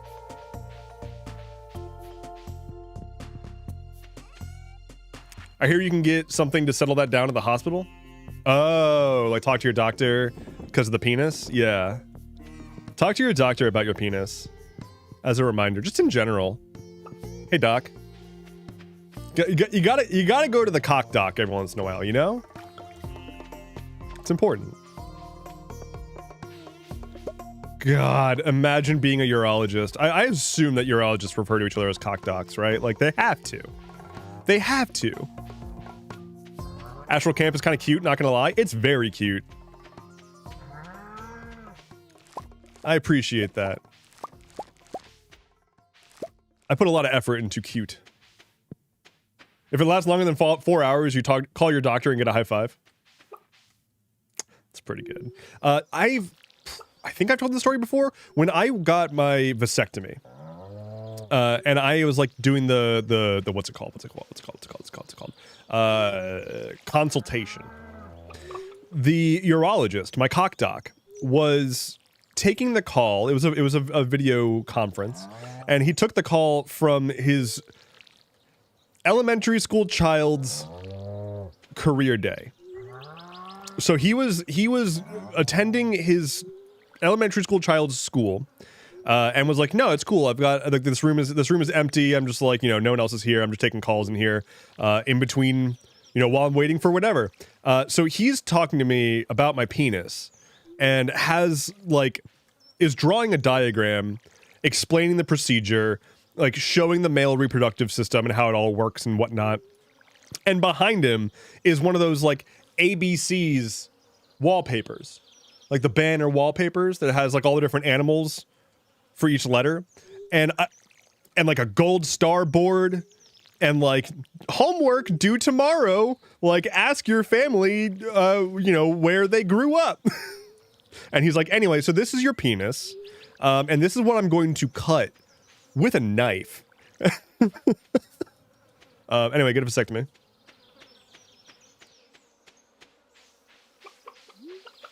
Girl in high school was named Alicia Cox. Her parents knew. Cox is just a dangerous last name to have. The internet is just like a series of tubes. Learning so much about dev anatomy today. My anatomy is hopefully much like most anatomy. I would hope. The weirdest part for me about getting a vasectomy was there were like, I can't do anything with hops yet. What am I doing? There were four nurses in the operating room with me. Only one of them was doing anything. The other 3 just stood there and like watched. So I'm just like sitting there hanging brain, and like they're just having a conversation, just standing around. Like I don't know what their purpose was aside from be in the room, just have more bodies in the room while this is happening. But hey, the more people that want to smell the cauterization of my vas deferens, the better. That's what I've always said. Chopped this here tree down.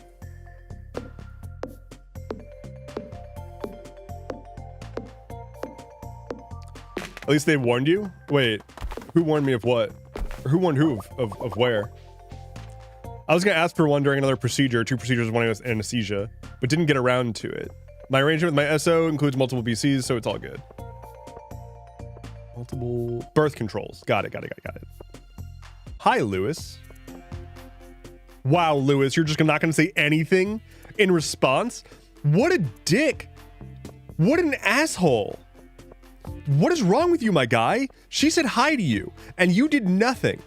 You just stood there. Yeah, I bet you're confused. I'm confused as to how you could be so rude. Yeah, look away. Yeah, look away. Pretend to ignore me. God. People these days. What do you want? You want a sweet pea? Emily, you're my sweet pea. When I had a C-section, it felt like they invited in a small army, but I soon learned why. I have gotten multiple cortisone injections in my ass, so I had a lot of tailbone problems. If you ever see me doing this, it's because I'm like adjusting, because I've like habitually needed to sit up straighter to help prevent tailbone issues. It's been getting better. It's been noticeably better recently, but there were multiple times where it got bad enough that I needed to go in for a cortisone shot, and it was like just pain directly under my tailbone. I've gotten multiple cortisone shots right there, the fleshy part right there, and the last time I went to go do it, and very thankfully that might be the last time ever, because like it's like I said, gotten a lot better since then. I had gone to this doctor a few times. I had, you know, we had a rapport going. He had already injected my literal ass with medicine a few times before. And then he's like, hey, so for this one, I've got 5 medical students here. Do you mind if they observe? So he literally was like, hey, I'm going to bring in 5 like 20-year-olds to stand here and observe with like academic intent your ass while I shove a needle into your grundle. I guess not the grundle. Whatever's like the fleshy part directly in front of the tailbone. It doesn't feel great. I will say, getting a needle there, not my favorite. I've had better days. I have sciatica, not the same, but I feel you. Isn't sciatica back pain? Is that sciatica? What the fuck is sciatica? Sell me things. What do I want to buy? I'm poor. Sell me. Ooh. Ooh. That's a nice wallpaper, though. Ooh. What kind of tree do I want? I want one that bears fruit in... Oh, fuck. It's almost the end of the season. God damn it. All right, well, let me get something that bears fruit in the spring.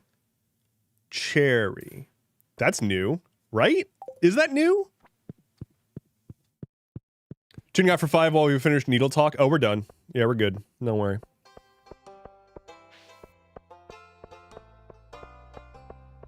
Pierre low-key kind of sucks. Pierre's the worst. Pierre's so bad. He's just like a terrible business owner. Doesn't seem to give a shit about his wife. Okay. Action. Plant. Is cherries new? Are cherries new? The cherries seem new, right? We're gonna have to assume. This is my grove over here now. This is a grove. There. Excellent. No, they're not new. Cherries aren't new. I don't believe you. Cherries are new. Let's put up my wallpaper. It's very me, very astral. How do you do the highlighted name thing? Like this? Or colored? Like how do you get a color on your name? To get a color on your name, that is doable right now in Twitch, not on YouTube right now. I'm still working on it, but I promise that YouTube folks will be able to customize their appearance on stream soon. It's cute. How do I take these? Are these? They are. Oh, I had no idea. Ceiling flags. Ceiling flags. Okay. Okay, it's really good. It's really good. Wait a minute. Oh god. No. Oh no. Okay. How do I? There we go. God, we've got like a suite of cuck chairs at this point. This is all we could ask for. The more, the better. Hold on. There we go. This is in the way. Put that there. Okay. Very good.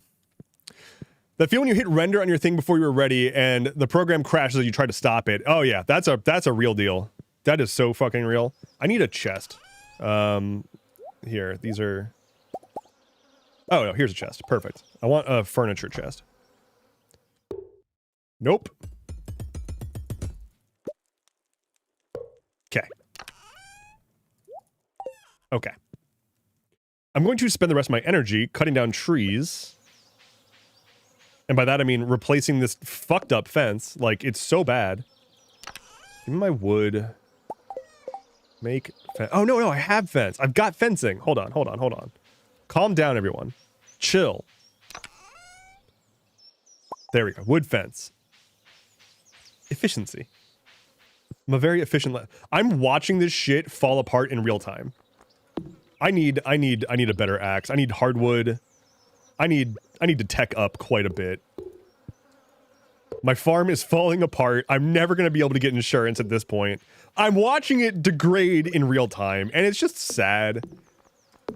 Blood, sweat, and tears went into building this fence, and it's just falling apart. If I had my pickaxe, I'd be getting materials right now, but so be it.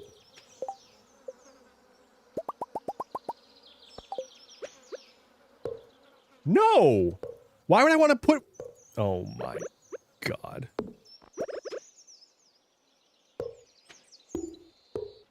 Okay. Okay, everything's fixed, everything's better. Do iron fences, they can last longer? I'm poor. I might have iron, though. I have 12 iron. Now imagine going to Animal Crossing after a few years, given the game keeps going when you're not there. Yeah, so I'm a huge Animal Crossing girly, and I started back on the GameCube one, where they were brutal. If you didn't keep up with them, like if you didn't log in and talk to them, especially if you didn't send them letters, and you waited a while and came back, you would get, like, angry mail. You would get angry mail. You would get letters from these cute little adorable animals that are your neighbors, and they'd be like, "Motherfucker, where are you? I was told we were friends, but apparently that wasn't the case. Because here I am writing you a letter, and you haven't sent shit. I'm over here, I've got a quest, I've got an item that I would like to have in my inventory, and I will trade you bells for it. But have I seen you? No. Signed, Cousteau." That's basically what it's like to play Animal Crossing. It's like getting guilt-tripped by digital friends. And the problem is, I'm bad enough at maintaining my real friendships, let alone digital ones. I love Animal Crossing, though, so goddamn much.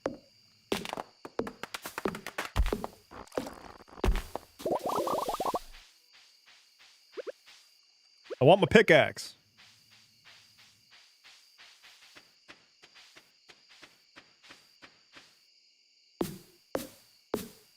That's a mood. It is a mood. The problem that I have with Animal Crossing New Horizons is that it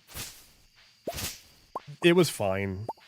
It was nowhere near as good as the old ones, and I'm not trying to like nostalgia bait or whatever. It was just like it had so much less content. I don't know, like it didn't feel finished.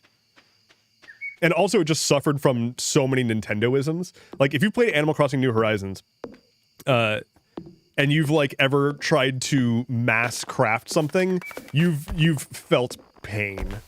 And it's because like Nintendo can't get out of their own way. Animal Crossing could have been, with the time that it came out, especially with COVID and everything, Animal Crossing could have been Nintendo's like metaverse equivalent. Like their social platform game. It could have been their Roblox. It could have been their Fortnite. And instead they like half-ass an Animal Crossing game, put like a third the usual content and then abandoned it like a year later. I'm mad. I'm mad about how dirty they did that game. I still enjoyed my time with it, to be clear. I was expecting there to be more, having played Animal Crossing before, and there was not more. Animal Crossing was my very first... Sorry, New Horizons was my first Animal Crossing, and I enjoyed it, but you're right. Yeah, it's good. Like, it's not a bad game. It's just missing stuff. Did I not plant my cherry sapling?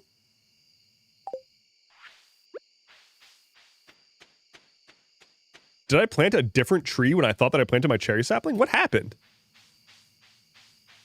What? Oh, did I like... I must have broken it or something. Animal Crossing Among Us mode could have been great. Oh yeah. Astral Campgrounds New Horizons. I've been working on I've been cooking. I don't want to say too much because I'm trying to not commit to anything publicly, but I'll tell you, I'm cooking. Kitty. Cat, move out of the way. I can't get past the cuck chairs. Okay. Have you seen The Terrible Secret? What is this?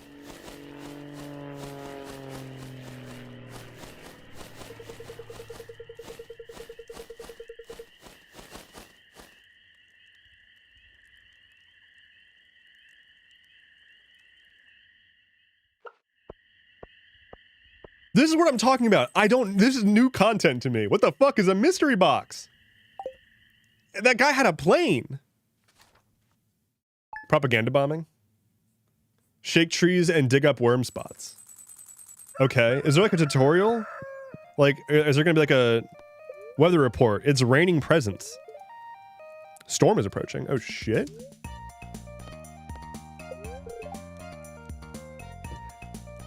What's my luck will not be on my side.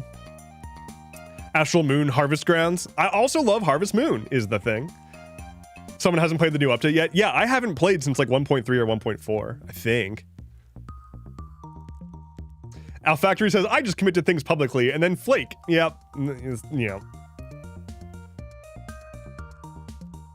Endeavorance, do you have a transhuman philosophy, how you would approach cybernetics and human augmentation?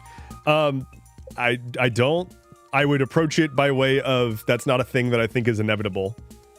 I reject the notion that like that is a thing that's a given. Like I don't think that humans need to merge with technology. I think prosthetics are great. I think if people want to do stuff to themselves to like do cybernetic enhancements or whatever, have at. I don't think it's a thing that is like a given or even close necessarily. What am I doing? Cow milk. Extract the liquid. Oh wait, no. They can't produce. I have to wait a day. Gotta wait a day. But I can still hug them. I can still hug them. We are being raided. Hell yeah. Yeah, it's similar to like the whole AI stuff too, and like the singularity and whatnot. I'm not convinced that this is the next step. You know, like I'm being told by a bunch of like out of touch rich white guys what the future is, and none of it sounds appealing. All of it just sounds like they get more money. And when you push back, whenever you're like, I don't really give a shit about AI, or I don't think this is the future, or whatever, you get like people being like, oh, well, like you just don't want the future, or like you don't like the future. No, I just don't. I don't know when we all agreed that this was a given. Like, it's not a given. Have we been raided? I've been raided. I think. Have I been raided? I missed the notification if I was. Hello. Hello if I was raided.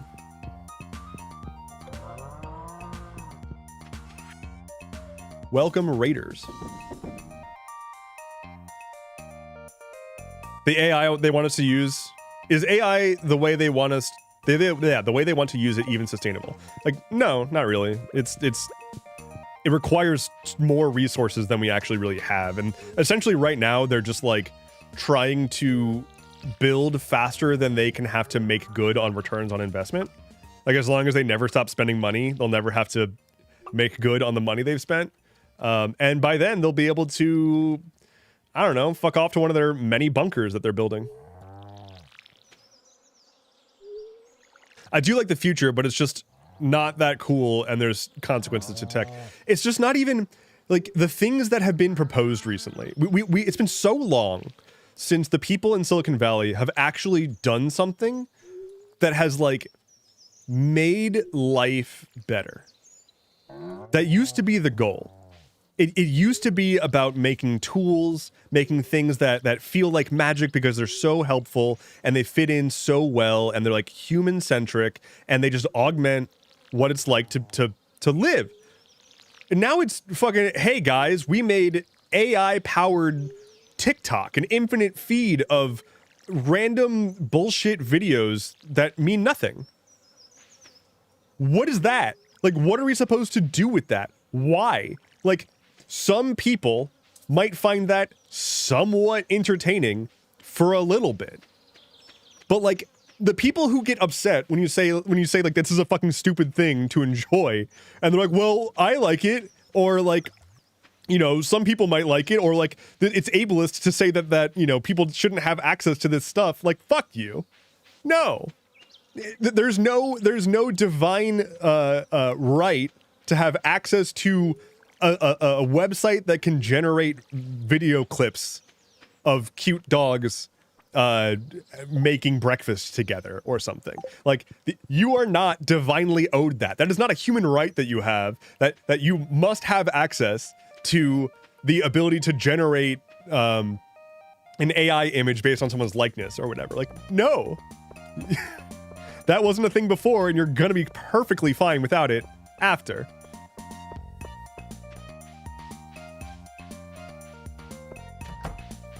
Like, this stuff isn't actually helping anything. It's just they're trying to automate. Like, the primary thing that AI is like trying to be pushed for is automating office busy work.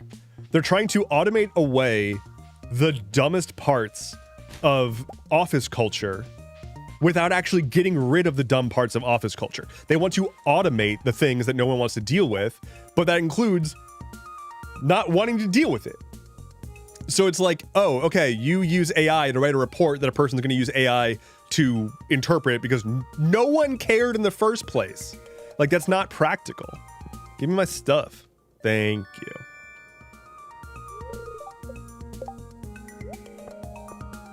I should have brought money so I can get more stuff, but I'm gonna go to the mines. We're gonna mine the rest of the day away. And that and yet the US says food and such isn't a right. It's mostly just the notion that people must have access to a thing because it exists and therefore it's the future. I reject that. I haven't seen evidence that these things that are coming out of Silicon Valley are actually improving lives. I believe that people think it is. I don't believe that it has been a net positive on humanity. I think individual people have probably had decent experiences in some cases. But I think on the whole, a lot of the experiences that people say are like positive experiences with AI or whatever are more harmful than they are beneficial in the long run. Like, cool, the AI maybe helped you work through a mental crisis. That's meaningful. That's meaningful, and I don't want to take that away from you. I would never want to take that away from anyone. Also, it has a wild tendency in your darkest and weakest moments to lie in order to make you feel better no matter what. It doesn't want to upset you. So it's going to trend towards trying to make you feel better regardless of quality of advice. It's not a trained professional. It's optimizing for your enjoyment of its responses. So if you have a problem and it helps once or twice, and that might be harmless, great. If you start to rely on that to solve your problems, you're going to become blind to when it is causing the problems to get worse. That is not going to happen with like trained professionals, usually nowhere near that level. It's a product and wants you to keep using it. Yeah, they're selling a subscription to a digital product. Like it's not a thing that they're doing from the good of their hearts, you know? And they're like, it's just so bad. Like it's so inefficient. AI is like definitionally inefficient, right? Like an AI system is not efficient, like by design. Like its purpose is to flail around wildly, like calculating a bunch of different possibilities and figuring out which one seems like the best. And so it intentionally is extremely resource intensive. Like it is extremely inefficient with resources, which is why we have to build these gargantuan data centers to support them, and why these data centers are using so much electricity that it's causing problems in our like nationwide electrical grid. And it's because these things are inefficient and cannot be made more efficiently. Like there's no real way to at scale make them more efficient. So it's like it's a thing that essentially had a good an appealing start, right? When ChatGPT came out, it was really interesting for a lot of people. They were like, wow, I haven't experienced a chatbot like this before. And they were like, cool, let's put this in everything and call this the next big thing, because we don't have anything else interesting that we're doing.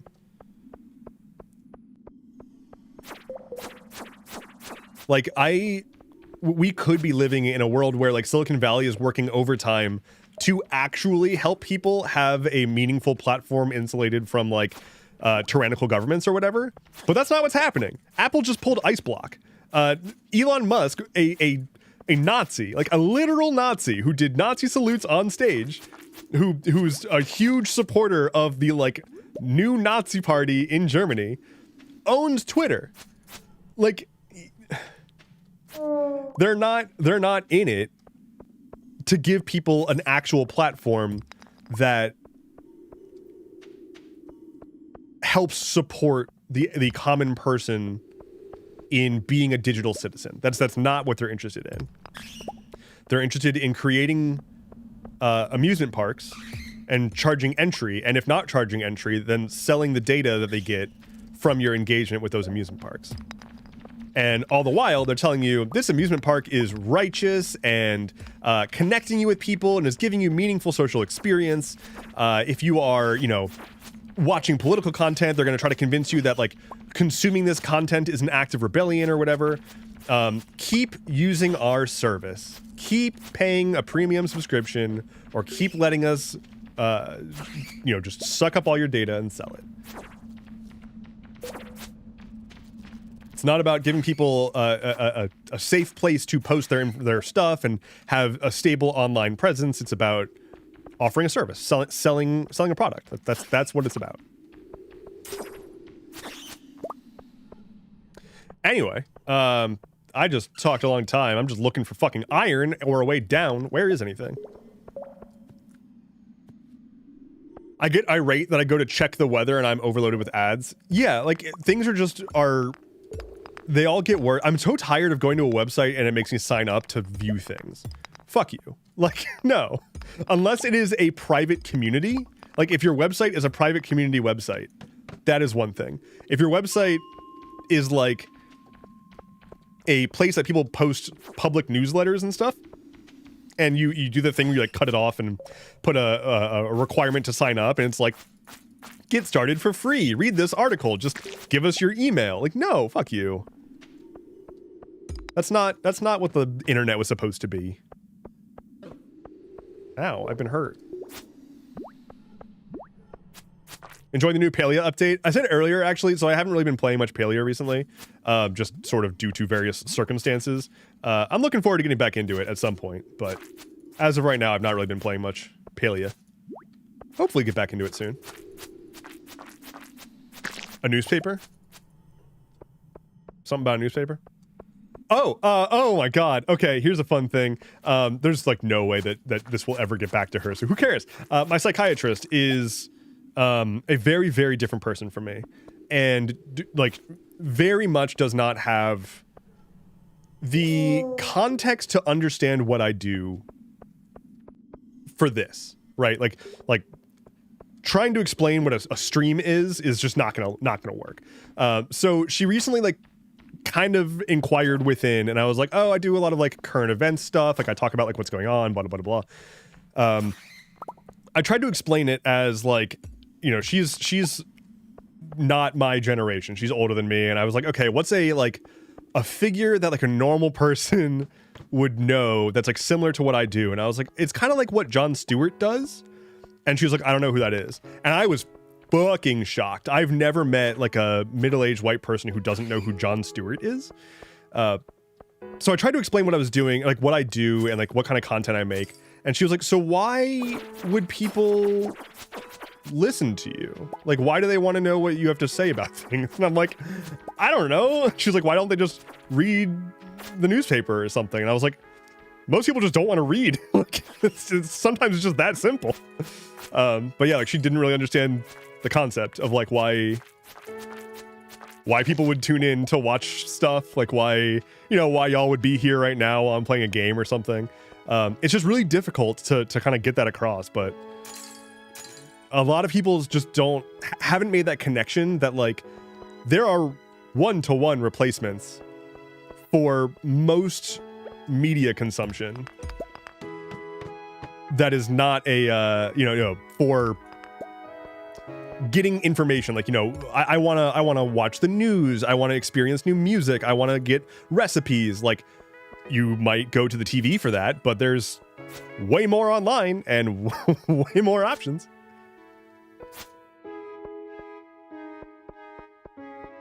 Newspapers aren't funny. I've never made a joke in my life. Wait, do you think my show is funny? I talk about very serious things. All right, I'm leaving. Get out of here, ghost. I talk about very, very serious things. Like the United States of America. Very serious things. Why would anyone listen to you? Dan, that's kind of mean.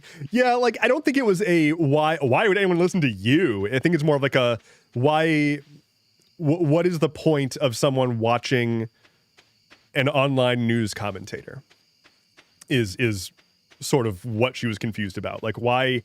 I don't know. Largely, I try to just not talk about what I do with anyone because I hate it. I hate talking about what I do to people, especially when they're like, this is the worst. I hate talking about what I do to people, especially when they're curious. And that sounds like the worst, right? That sounds terrible. But the last thing that I want to do is like explain to somebody the ins and outs of what it means to do content creation, because it's not glamorous. And then they ask me like what kind of content that I make, and then we get into politics and they want to talk about that. And it's like, I don't want to talk about that. That is what I do all the time, constantly. Hello. And I don't want to talk about any of this, actually.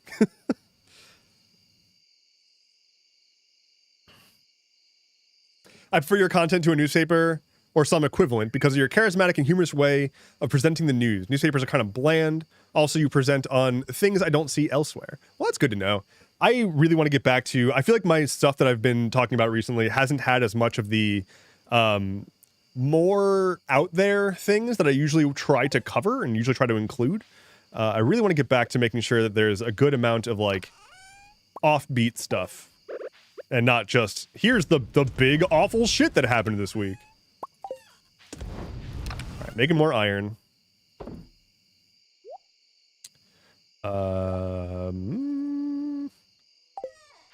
Monsty stuff. Put all that away.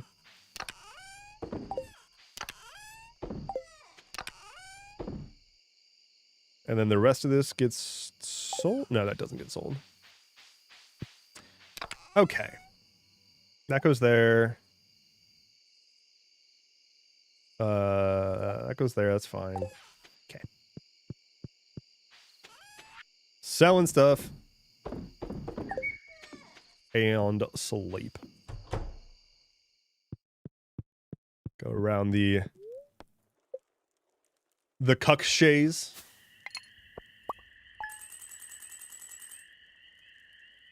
I wouldn't say the big awful shit lately has been pretty out there in the sense that you would never have seen it coming. There's a lot of wild shit happening. I feel like there's a lot more high profile stuff that I feel like I need to talk about than I would prefer.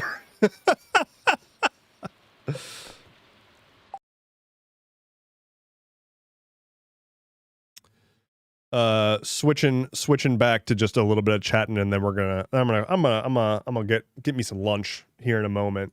But I did wanna just switch it back real quick. Okay. So what was I saying? Shout out for your content also being balanced. It's easier to digest than most other news outlets. I try really hard to, obviously I give my opinion. I try really hard to not lace everything that I'm saying with, partisanship. Largely because I am not a Democrat, I'm not a liberal, and I don't care to make arguments on their behalf. So I tend to be like, this is what's happening, this is how I see it. I try to be objective. I would like to believe that the opinions that I'm giving are understandable. I don't think I'm way out there with a lot of it, but a lot of it just comes down to I want to make sure that people are seeing more than just here are the horrors of today. That's not why I do this. It's not what I want to do all the time anyway. It's just that unfortunately there's a lot of horrors right now, a lot of them, but we'll get through them. I'm gonna head out. I'm gonna get me some lunch. Thank you all so much for hanging out with me today. This is a lovely stream. I stream every Wednesday and Friday at 11 a.m. Eastern. If you want more of me, there's gonna be more of me later today on my gaming channel over on YouTube at 4 p.m. Will be episode 4 of my hardcore Minecraft Let's Play called Minecraft Sisyphus Edition. So if you want to see me attempt to beat Minecraft on hardcore mode, despite having never done that before and not really knowing how to beat the game, check that out. It's going to be at youtube.com/Endeavorance Games. Bonk. So that drops at 4 p.m. Eastern. So 3 hours. Cool. I'm gonna head out. I'll see y'all on Friday. Take care. Be well.